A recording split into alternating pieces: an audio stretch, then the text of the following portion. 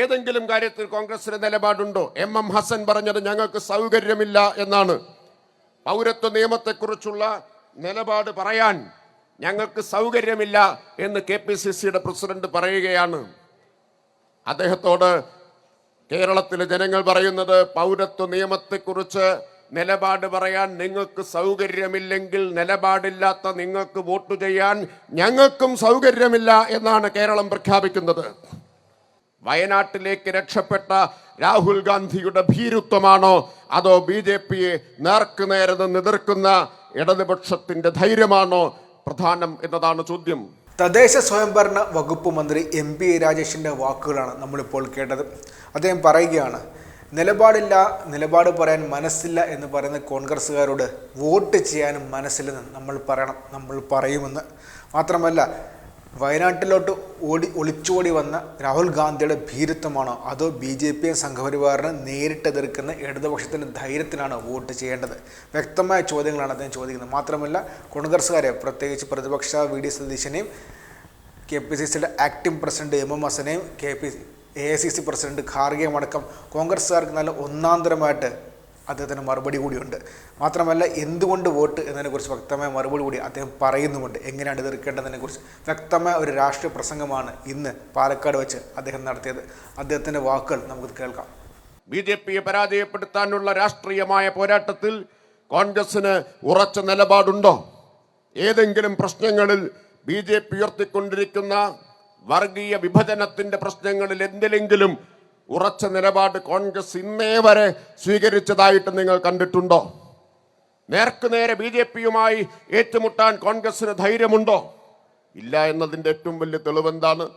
അതിൻ്റെ ഏറ്റവും വലിയ തെളിവാണ് കോൺഗ്രസിൻ്റെ ഏറ്റവും ഉയർന്ന നേതാവ് രാഹുൽ ഗാന്ധി BJP ആയിട്ട് നേരിട്ട് മത്സരിക്കുന്ന എല്ലായിടത്തും നിന്നും ഓടിയൊളിച്ച് ഏറ്റവും സുരക്ഷിതമായ BJPയെ ഭയക്കേണ്ടാത്ത കേരളത്തിൽ വന്ന് മത്സരിക്കുന്നത്. ഇവിടെ പ്രശ്നം BJPയുമായി നേർക്കുനേറുള്ള മത്സരം ഒഴിവാക്കി തങ്ങളുടെ പരമ്പരാഗത സീറ്റുകളെല്ലാം ഉപേക്ഷിച്ച് അമേത്തിയും അതുപോലെ റായ്ബറേലിയും എല്ലാം ഉപേക്ഷിച്ച് വയനാട്ടിലേക്ക് രക്ഷപ്പെട്ട രാഹുൽ ഗാന്ധിയുടെ ഭീരുത്വമാണോ അതോ BJPയെ നേർക്കുനേരെ എതിർക്കുന്ന ഇടതുപക്ഷത്തിന്റെ ധൈര്യമാണോ പ്രധാനം എന്നതാണ് ചോദ്യം. പൗരത്വത്തെക്കുറിച്ച് കോൺഗ്രസിന്റെ പ്രകടന പത്രികയിൽ ഒരക്ഷരം പറഞ്ഞിട്ടില്ല. പൗരത്വ നിയമ ഭേദഗതിയെക്കുറിച്ച് ഈ രാജ്യം നേരിടുന്ന ഏറ്റവും ഗൗരവമുള്ള പ്രശ്നം BJP ഉയർത്തുന്ന ഒരു വർഗീയ പ്രശ്നങ്ങളിലും ഉറച്ച മതനിരപേക്ഷ നിലപാട് സ്വീകരിക്കാൻ കേൾപ്പില്ലാത്ത കോൺഗ്രസിനെയും കോൺഗ്രസിന്റെ നേതാവിനെയും നമ്മൾ കാണുകയാണ്. എന്താണ് പൗരത്വ നിയമ ഭേദഗതിയുടെ കാര്യത്തിൽ കോൺഗ്രസിന്റെ പ്രശ്നം? നിലപാട് AICCയുടെ പ്രസിഡന്റ് ഖാർഗെ പറഞ്ഞു, ഒന്നുറങ്ങി എഴുന്നേറ്റിട്ട് രാവിലെ പറയാം എന്ന്. ഇന്നേ വരെ ഖാർഗെയും കോൺഗ്രസ്സുകാരും ഉറങ്ങി എഴുന്നേറ്റിട്ടില്ല എന്ന് നാം കാണണം. ഇപ്പോൾ മാത്രമല്ല, പണ്ട് ബാബറി മസ്ജിദ് പൊളിച്ച സമയത്ത് അവിടെ പൊളിക്കാൻ തുടങ്ങിയപ്പോൾ 92 ഡിസംബർ മാസം 6-ാം തീയതി ബാബറി മസ്ജിദ് പൊളിക്കാൻ തുടങ്ങിയപ്പോൾ ഇതുപോലെ ഉച്ചയിറക്കത്തിന് പോയാളാണ് അന്നത്തെ കോൺഗ്രസിന്റെ പ്രസിഡന്റ് നരസിംഹറാവു പറഞ്ഞു, ഞാനൊന്ന് ഉറങ്ങി എഴുന്നേൽക്കട്ടെ. നരസിംഹറാവു ഉച്ചമയക്കം എഴുന്നേറ്റപ്പോഴേക്കും ബാബറി മസ്ജിദിന്റെ സ്ഥാനത്ത് ഇഷ്ടികക്കൂന മാത്രമാണ് അവശേഷിച്ചിരുന്നത്. അങ്ങനെ RSSനും വിശ്വഹിന്ദു പരിഷത്തിനും ബാബറി മസ്ജിദ് തകർത്തു തരിപ്പണമാക്കുന്നതിന് സൗകര്യമൊരുക്കി ഉറങ്ങാൻ പോയ അതേ കോൺഗ്രസിന്റെ നേതാക്കൾ ഇപ്പോൾ പറയുന്നു, പൗരത്വ നിയമ ഭേദഗതിയുടെ കാര്യത്തിൽ ഞങ്ങളൊന്ന് ഉറങ്ങി എഴുന്നേറ്റിട്ട് ആലോചിച്ച് പറയാം എന്നാണ്. അത് കേട്ട് ചിരിക്കുന്നത് AICCയുടെ സംഘടനാ ജനറൽ സെക്രട്ടറി രാഹുൽ ഗാന്ധിയെ ഉപദേശിച്ച് ഈ നിലയിലേക്ക് എത്തിച്ച KC വേണുഗോപാലാണ്. രാജ്യസഭയിൽ രാജസ്ഥാനിൽ നിന്നുള്ള സീറ്റ് BJPക്ക് കിട്ടുകയാണെങ്കിൽ കിട്ടട്ടെ എന്നും കരുതി ഇവിടെ ആലപ്പുഴയിൽ മത്സരിക്കാൻ വന്നിട്ടുള്ള KC വേണുഗോപാൽ ഖാർഗെ പറയുന്നത് കേട്ട് പൊട്ടിച്ചിരിക്കുകയാണ്. കോൺഗ്രസ്സുകാർക്ക് ഇത് തിരിച്ചു തള്ളേണ്ട വിഷയമാണ്.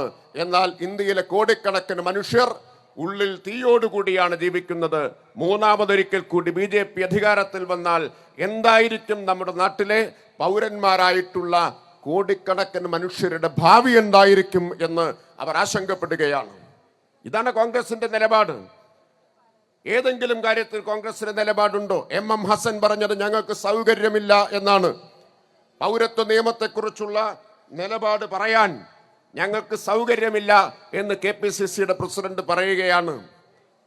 അദ്ദേഹത്തോട് കേരളത്തിലെ ജനങ്ങൾ പറയുന്നത്, പൗരത്വ നിയമത്തെക്കുറിച്ച് നിലപാട് പറയാൻ നിങ്ങൾക്ക് സൗകര്യമില്ലെങ്കിൽ നിലപാടില്ലാത്ത നിങ്ങൾക്ക് വോട്ട് ചെയ്യാൻ ഞങ്ങൾക്കും സൗകര്യമില്ല എന്നാണ് കേരളം പ്രഖ്യാപിക്കുന്നത്. എന്തൊരു ധാർഷ്ട്യമാണെന്ന് ആലോചിച്ച് നോക്കൂ. ഞങ്ങൾക്ക് സൗകര്യമില്ല എന്നാണ്. കേരളത്തിൽ ഇടതുപക്ഷത്തിന്റെ ഏതെങ്കിലും നേതാക്കളാണ് അങ്ങനെ പത്രസമ്മേളനത്തിൽ പ്രതികരിച്ചിരുന്നത് എങ്കിൽ എങ്ങനെയായിരിക്കും നമ്മുടെ മാധ്യമങ്ങൾ അത് റിപ്പോർട്ട് ചെയ്തിട്ടുണ്ടാവുക? എങ്ങനെയായിരിക്കും നമ്മുടെ മാധ്യമങ്ങൾ അതിനെ അവതരിപ്പിച്ചിട്ടുണ്ടാവുക? അപ്പോൾ ധാർഷ്ട്യം, ധിക്കാരം എന്നൊക്കെ ആയിരിക്കും. പക്ഷേ എം ഹസൻ പറയുന്നു ഞങ്ങൾക്ക് സൗകര്യമില്ല, അത്ര തന്നെ. ഇതാണ് രാജ്മോഹൻ ഉണ്ണിത്താൻ എന്ന് പറയുന്ന കോൺഗ്രസ് സ്ഥാനാർത്ഥി പറയുന്നു, പൗരത്വ നിയമ ഭേദഗതി ഒരു വർഗീയ പ്രശ്നമാണ്, ഞാൻ അതിനെക്കുറിച്ചൊന്നും പറയില്ല. ആരുടെ നിലപാടാണത്? പൗരത്വ നിയമ ഭേദഗതിയെ എതിർക്കുന്നത് വർഗീയമാണ് എന്നത് RSSന്റെ നിലപാടാണ്. RSSന്റെ നിലപാട് പങ്കുവെക്കുകയാണ് കോൺഗ്രസ്. ആരുടെ കൂടെയാണ് കോൺഗ്രസ് നിൽക്കുന്നത്?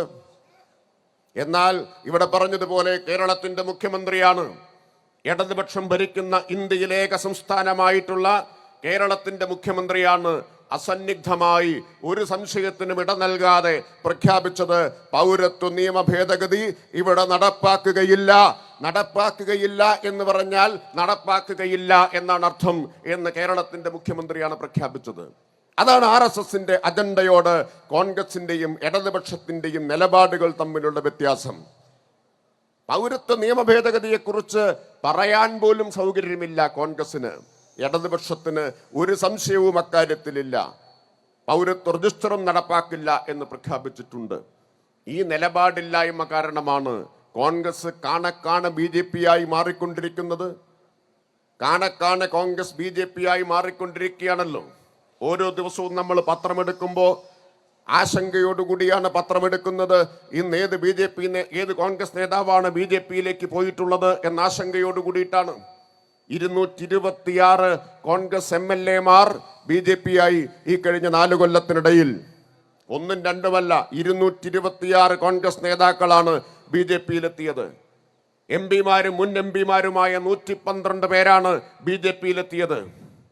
112 MPമാർ, മുൻ MPമാർ BJP ആയി മാറി. കോൺഗ്രസിന്റെ BJPക്ക് ഏറ്റവും വലിയ സംഭാവന കൊടുക്കുന്ന പാർട്ടി ഏതാണ്? അത് കോൺഗ്രസ് ആണ്. 12 മുൻ മുഖ്യമന്ത്രിമാരാണ്, കോൺഗ്രസിന്റെ മുൻ മുഖ്യമന്ത്രിമാരാണ് BJPയിൽ എത്തിച്ചേർന്നത്. ഏറ്റവും അവസാനം പോയ മുഖ്യമന്ത്രി അശോക് ചവാൻ, അതിനു മുമ്പ് അമരീന്ദർ സിംഗ്, അതിനു മുമ്പ് നമ്മുടെ കർണാടകയിലെ SM കൃഷ്ണ, UPയിൽ അവസാനത്തെ കോൺഗ്രസ് മുഖ്യമന്ത്രിയായ ജഗദംബിക പാൽ, ഇങ്ങനെ 12 മുൻ മുഖ്യമന്ത്രിമാരെ BJPക്ക് സംഭാവന ചെയ്ത പാർട്ടിയാണ് കോൺഗ്രസ് എന്നത്. ഇപ്പൊ കേരളത്തിലും BJPയിലേക്കുള്ള ഒഴുക്ക് ആരംഭിച്ചിരിക്കുകയാണ്. ലോക്സഭാ തെരഞ്ഞെടുപ്പ് കഴിഞ്ഞാൽ ആ ഒഴുക്കിന്റെ ശക്തി കൂടും എന്ന് നാം മനസ്സിലാക്കണം. കരുണാകരന്റെ മകൾക്കും ആന്റണിയുടെ മകനും BJPയിൽ പോകാമെങ്കിൽ പിന്നെ കേരളത്തിൽ ഇനി ആർക്കാണ് പോയിക്കൂടാത്തത്? 2 മുൻ മുഖ്യമന്ത്രിമാരുടെ മക്കൾ കേരളത്തിൽ ഇതിനകം BJP ആയി കഴിഞ്ഞു എന്ന് നാം ഓർക്കണം. മറ്റ് സംസ്ഥാനങ്ങളിൽ മുൻ മുഖ്യമന്ത്രിമാർ തന്നെ BJPയിലേക്ക് പോവുകയാണ്. ഇവിടെ മുൻ മുഖ്യമന്ത്രിമാർ അധികം അവശേഷിച്ചിട്ടില്ലാത്തത് കൊണ്ട് കോൺഗ്രസിന്റെ അവരുടെ മക്കളെയാണ് BJPയിലേക്ക് അയക്കുന്നത്. കരുണാകരന്റെ മകളും ആന്റണിയുടെ മകനും പോയതിൽ തെറ്റ് കാണുന്നില്ല എന്ന് വേറൊരു മുൻ മുഖ്യമന്ത്രിയുടെ മകൻ പറഞ്ഞിട്ടുണ്ട്. അത് പുതുപ്പള്ളിക്കാരനാണ്.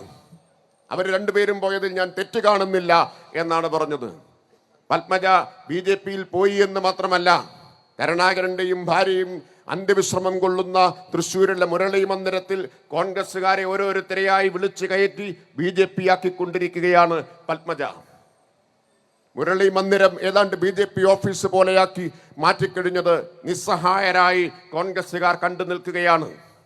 വേറൊരു കാര്യം കൂടി പത്മജ പറഞ്ഞിട്ടുണ്ട്. പത്മജ പറഞ്ഞു, മുരളിയേട്ടനും വരും എന്നാണ് പറഞ്ഞിട്ടുള്ളത്. ആരാ മുരളിയേട്ടൻ? തൃശ്ശൂരിലെ കോൺഗ്രസിന്റെ സ്ഥാനാർത്ഥിയാണ്, UDFന്റെ സ്ഥാനാർത്ഥിയാണ്. വോട്ട് പിടിക്കുന്ന കോൺഗ്രസ്സുകാരും ലീഗുകാരും ഒക്കെ ഓർമ്മിക്കണം, ഇപ്പൊ ആർക്ക് വേണ്ടിയാണോ തങ്ങൾ വോട്ട് പിടിക്കുന്നത് ആ പിടിക്കുന്ന വോട്ടൊക്കെ BJPക്ക് മുതൽക്കൂട്ടായി മാറാൻ പോകുന്നു എന്ന കാര്യം ഓർമ്മിക്കണം. മുരളിയേട്ടൻ വരും എന്ന് പത്മജ പറയാണ്. ഞാൻ മുരളിയേട്ടന് പരവതാനി വിരിച്ചിട്ടാണ് വരുന്നത് എന്നാണ് പത്മജയുടെ പ്രസ്താവന. ഉരുളക്കുപ്പേരി പോലെ മറുപടി കൊടുക്കാൻ അറിയുന്ന ആളാണല്ലോ മുരളീധരൻ. നല്ല മൂർച്ചയുള്ള നാവിൻ്റെ ഉടമയാണല്ലോ. പത്മജയ്ക്കൊരു മറുപടി ഇന്നേ വരെ മുരളീധരൻ കൊടുത്തിട്ടില്ല എന്ന് നമ്മൾ കാണണം. എന്താ കൊടുക്കാത്തത് താനും നാളെ എത്തിച്ചേരാൻ പോകുന്ന സ്ഥലം BJP ആണ് എന്ന് മുരളീധരനെ അറിയുന്നത് കൊണ്ടാണ് മറുപടി പറയാൻ തയ്യാറാവാത്തത്. അപ്പോ ഇന്ത്യയിലാകെയുള്ള കോൺഗ്രസിൽ നിന്ന് BJPയിലേക്കുള്ള ഒഴുക്ക് കേരളത്തിലും സംഭവിച്ചു കൊണ്ടിരിക്കുകയാണ്. ഈ ഒഴുക്കിന്റെ കാരണം എന്താണ്? കോൺഗ്രസിന്റെയും BJPയുടെയും രാഷ്ട്രീയം തമ്മിൽ വ്യത്യാസമില്ലാതായിക്കൊണ്ടിരിക്കുന്നു എന്നതാണ്. കോൺഗ്രസിന്റെയും BJPയുടെയും നയങ്ങളും നിലപാടുകളും തമ്മിൽ വ്യത്യാസമില്ലാതായിരിക്കുന്നു എന്നാണ്. ശ്രീരാമന്റെ പേരിൽ കോൺഗ്രസ് BJP വോട്ട് പിടിക്കുന്ന സമയത്ത് അതിനെ എങ്ങനെയാണ് രാഹുൽ ഗാന്ധി നേരിടുന്നത്?